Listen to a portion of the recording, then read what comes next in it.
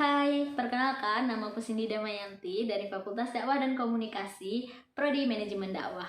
Saya Rita Dwi Arianti dari Prodi Matematika, Fakultas Sains dan Teknologi dari Angkatan 2018. Kalian bisa panggil saya Rita. Halo, saya Azmita Hmida dari Program Studi Pendidikan Guru Madrasah Ibtidaiyah, Fakultas Tarbiyah dan Keguruan UIN Sunan Ampel, Surabaya. Saya Ahmad Rian Firmansyah dari Fakultas Sains dan Teknologi, Prodi Sistem Informasi.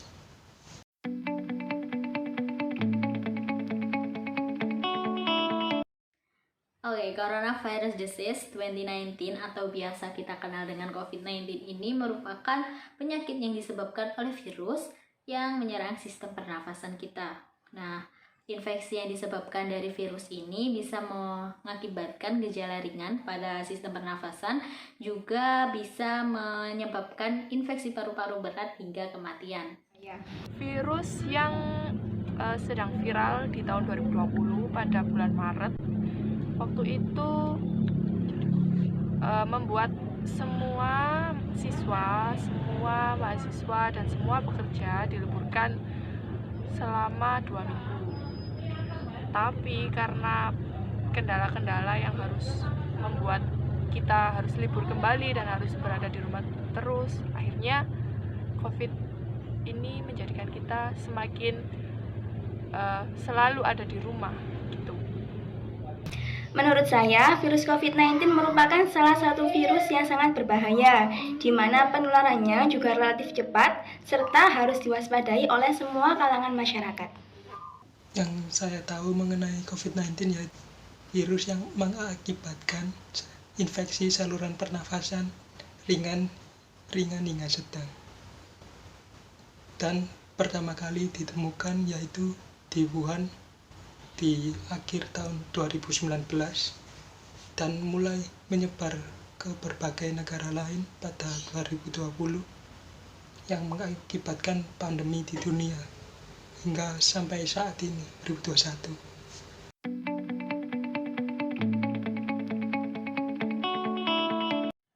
Nah, pertama kali virus ini ditemukan di Wuhan pada bulan Desember 2019. Dan dari pemerintah Tiongkok sendiri mengkonfirmasi adanya virus ini kepada WHO pada bulan Januari 2020. Hingga akhirnya virus ini ditetapkan sebagai pandemik dunia. Dari informasi Instagram, aku baca-baca, terus aku tahu virus COVID-19 ini. Saya mengetahui virus ini pertama kali dari televisi dan juga sosial media. Pertama kali mengetahui tentang virus COVID-19 yaitu melalui media sosial, yaitu video-video orang-orang yang di jalanan Wuhan tiba-tiba pingsan dan dibawa tenaga medis. Dan beberapa saat setelah itu baru mengetahui bahwa penyebabnya yaitu virus COVID-19.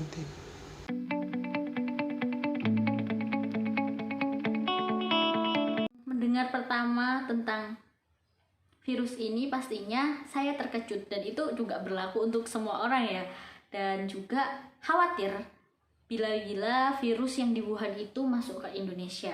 Dan akhirnya semua negara pun termasuk Indonesia terdampak dari virus ini. Dan ya, sangat khawatir dan sangat waspada akan dampak atau infeksi yang disebabkan oleh virus ini. First impression, aku seneng sih. Aku bisa libur gitu kan 2 minggu, seneng banget. Terus lama-kelamaan kok membahayakan gitu. Jadinya aku harus waspada, terus aku jaga imun, benar-benar waspada sama virus inilah pokoknya.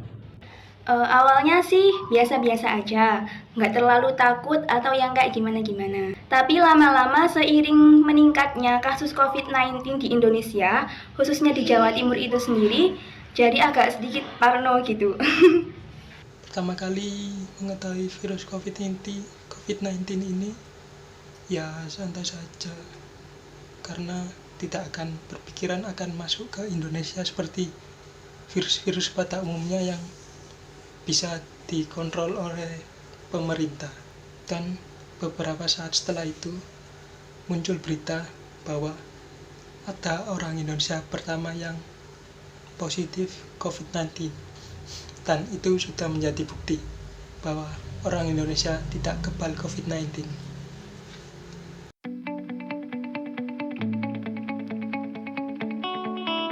Sangat penting karena dilihat dari penyebarannya yang sangat cepat dan infeksi yang disebabkan ini nggak main-main, kita harus tetap mewaspadai virus ini karena sesungguhnya dengan kita mencegah itu akan lebih baik daripada kita mengobati. Penting banget sih. Awal-awal sih mikirnya kayak virus biasa ya, maksudnya kayak virus-virus yang kayak penyakit-penyakit biasa gitu. Tapi lama-kelamaan kok semakin membahayakan, semakin membawa banyak korban gitu kan. Jadi harus waspada banget untuk virus COVID ini gitu. Penting banget, tapi sayang sekali masih banyak warga masyarakat yang menyepelekan atau masih menutup mata dan telinganya terkait hal ini. Menurut saya harus diwaspadai karena dari berita-berita yang beredar bahwa ada orang-orang yang sampai meninggal dunia dan rumah sakit itu sudah pada penuh. Jadi virus ini harus diwaspadai sebaik-baiknya, dan saya pribadi harus waspada kepada virus ini karena takut akan mengenai orang tua saya yang berada di rumah.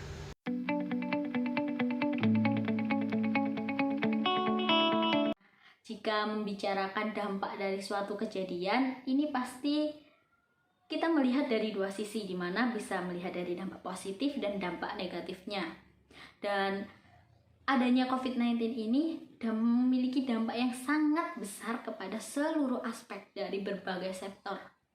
Nah, salah satu beberapa nih yang saya sebutkan mengenai dampak negatif dari COVID-19 ini, yang utama adalah kita pasti mengalami gangguan kegiatan di aktivitas kita sehari-hari, pasti. Dan yang kedua, perekonomian juga pasti akan terhambat dengan adanya COVID-19 ini yang memaksa kita untuk mengurangi mobilitas. Lalu, jika kita melihat dari sisi positif, sebenarnya sangat banyak nih sisi positif dari pandemi kali ini, yaitu kita bisa lebih dekat dengan teknologi.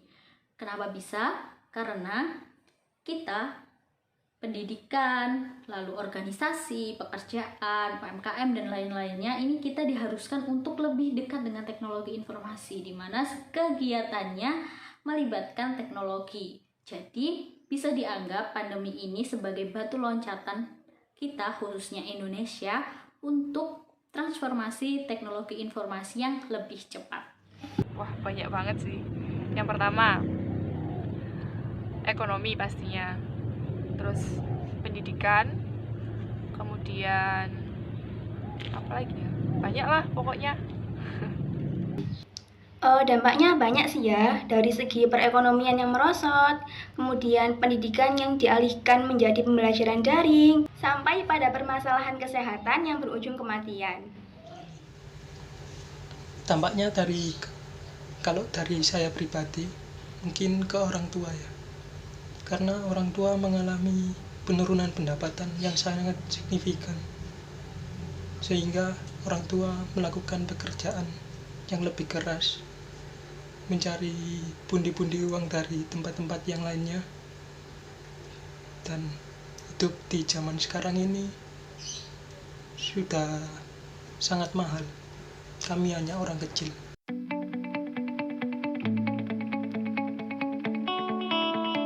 Halnya dengan yang dicanangkan oleh pemerintah, yaitu dengan menggunakan 5M. Yang pertama, memakai masker, menjaga jarak, lalu mencuci tangan, mengurangi kerumunan, menghindari kerumunan, dan juga mengurangi mobilitas. 5 hal ini sangat diperlukan dalam melakukan pencegahan karena penyebaran virus ini yang disebabkan dari interaksi manusia ke manusia.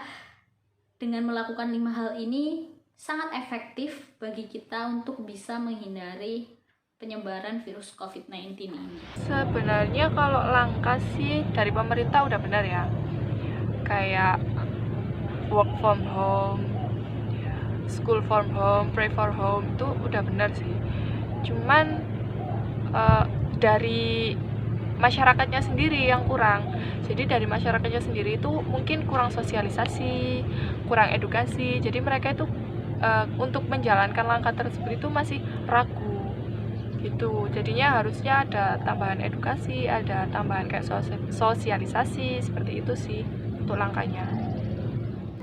Tentunya dengan mematuhi protokol kesehatan 5M, yaitu mencuci tangan dengan sabun, memakai masker, menjaga jarak, kemudian menjauhi kerumunan, dan membatasi mobilitas, serta jangan lupa vaksin ya.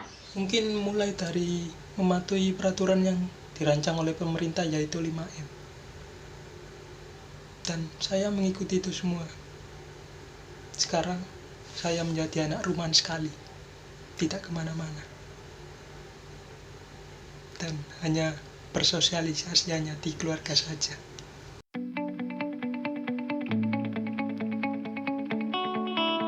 Sebagai mahasiswa dapat berpartisipasi dalam mencegah atau mengurangi penyebaran virus COVID-19 ini, salah satunya dengan melakukan KKNDR ini, yaitu kita bisa dengan memberikan informasi edukatif kepada masyarakat maupun masyarakat sekitar dan juga di sekitar rumah kita, betapa pentingnya untuk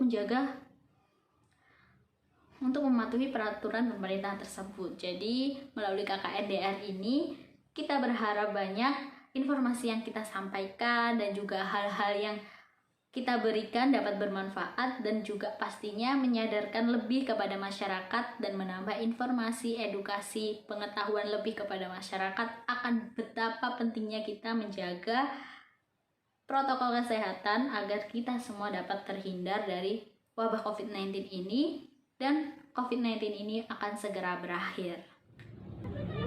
Peraturan yang pertama itu PPKM, yang saya tahu ya PPKM. Kemudian yang kedua itu vaksinasi. Vaksinasi itu sebenarnya penting sih untuk masyarakat karena mengurangi terpaparnya virus COVID. Meskipun ya nggak sepenuhnya kita bakalan kebal sama virus itu, enggak. Cuman setidaknya itu mengurangi penyebaran virus COVID ini. Seperti itu. Insya Allah sudah. Jadi teman-teman juga patuhi peraturan pemerintah ya, agar pandemi di negara kita cepat usai.